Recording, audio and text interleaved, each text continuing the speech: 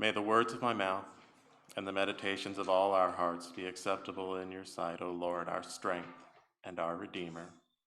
Amen. Amen. You may be seated.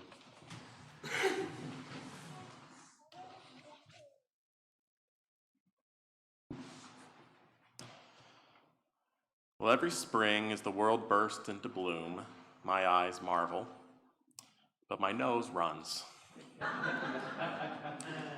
Pollen allergies make spring less than pleasant sometimes, as I'm sure many of you can relate. Mowing the yard is always good fun and requires a shower immediately afterwards, unless I want my eyes red and my skin itchy the remainder of the day. Pollen and food allergens are all too common, of course. Yet there are other allergens that are just as potent, even if to fewer of us. Water and sunlight can cause allergic reactions, and there are even some of us who are actually telling the truth when they say that they're allergic to exercise. I'm sure I'm not really jealous, but there's part of me that thinks it is. Not all our allergens are physical, though. Some are mental or even spiritual. Whether what researchers refer to as social allergens, and these produce involuntary feelings of revulsion, anger, disgust, just as readily as pollen produces red eyes. What's more, the more that we encounter our allergen, the less patient we get with it. I imagine that many of us have words, phrases, ideas, or behaviors to which at one point or another in our lives we felt allergic.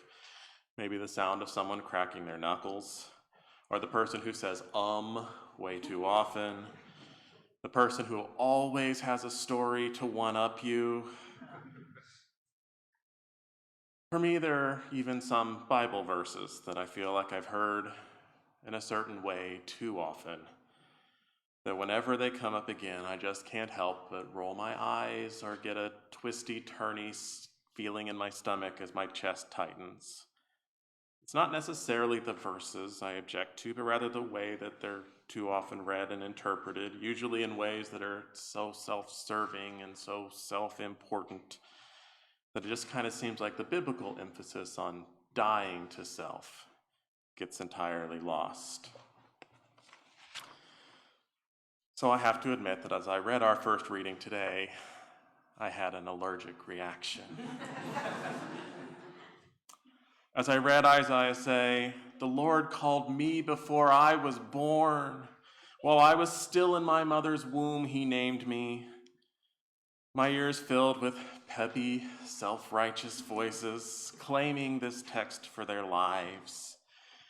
And their voices echoed around in my brain, accompanied by images of smug smiles. And my ears resonated with long commentaries about how someone just knew that God was calling them to be someone special and do great things, because this verse was really God's promise for their life, or Jeremiah 29:11 was their life verse. Now, I do apologize to anyone who has either of those texts for a life verse.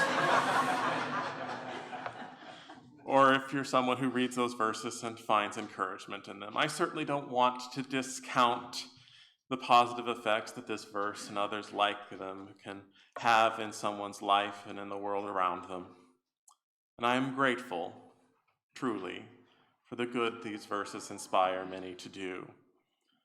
But my experience of these verses is different, in that they have all too often been part of a self-aggrandizing piety to a point that I now read these verses and have an automatic feeling of revulsion to the all too common idea that someone is God's gift to humanity, and therefore they're going to revolutionize the handbag industry and make millions as proof of God's love for them.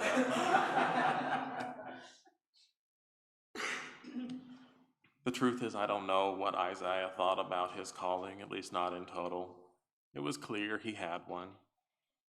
He was clear that his life had been marked by God from the beginning, and he had been called out from among the people. He was a prophet, for goodness sake, and one who'd prepared Israel for their departure into exile, and who would prepare them for their return home.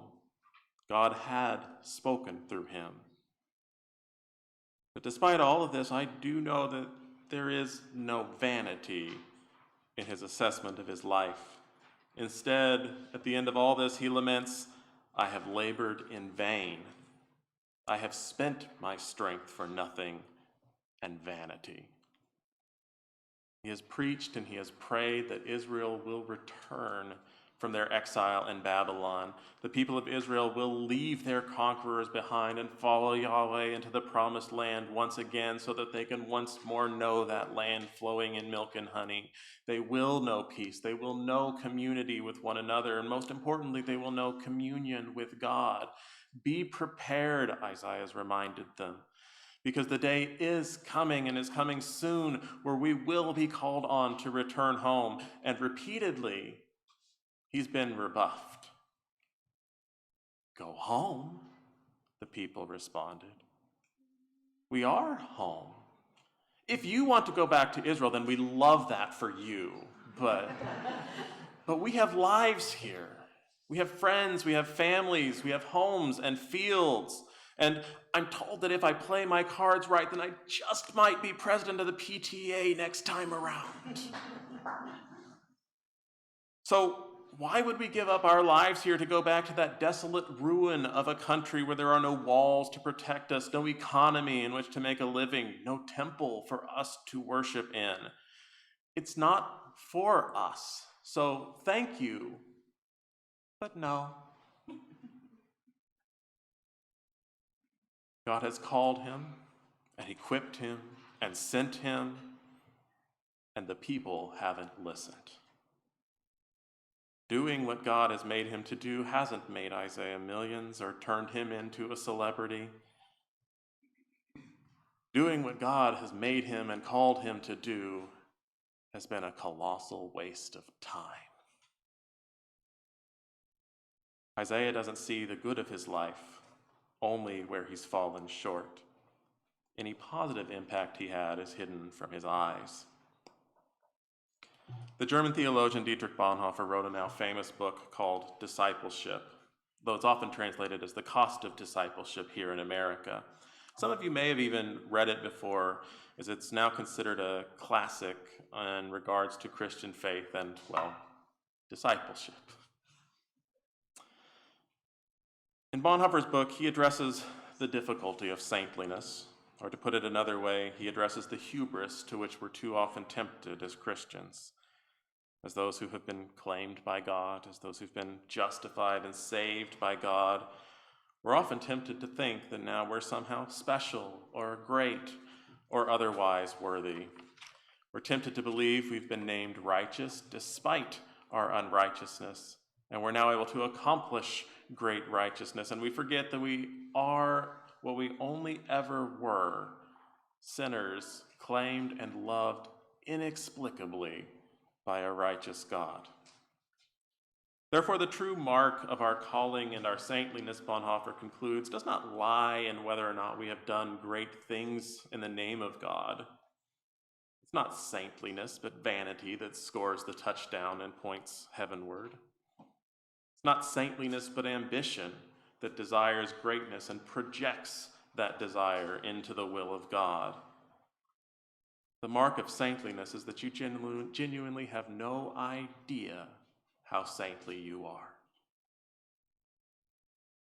And you can't recognize the impact that you have on those around you. The left hand, Bonhoeffer says, does not recognize what the right hand is doing. True piety is oblivious to its own virtue.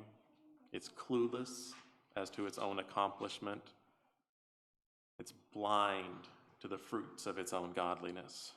True sanctification, he writes, is hidden from the one who is sanctified.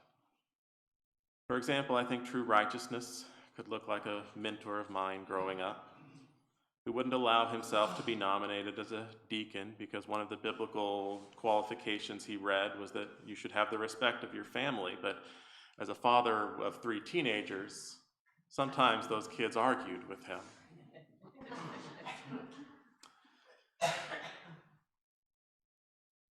He was so blind to the admiration that those kids had for him, and saw only the failures for which he needed to pray forgiveness. He was first and foremost a sinner, grateful to God. I think true sanctification can look like a priest that we had in Aberdeen, whose heart was so broad that there was nobody outside the boundary of his love and hospitality, but who only worried his ministry was hampered because he didn't think he was a very good preacher. He was first and foremost a man in need of God's assistance.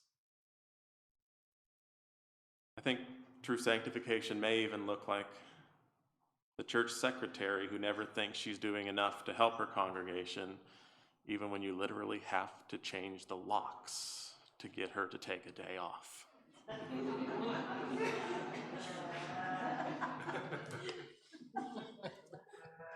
And perhaps many of you can name similar people in your own lives. I doubt any of those folks would have been able to hear me say that they're among the most righteous people I've ever met, and they'd never accept that their examples could so profoundly impact myself and others when they're so unworthy of consideration. Their left hands genuinely have no idea what their right hands are doing.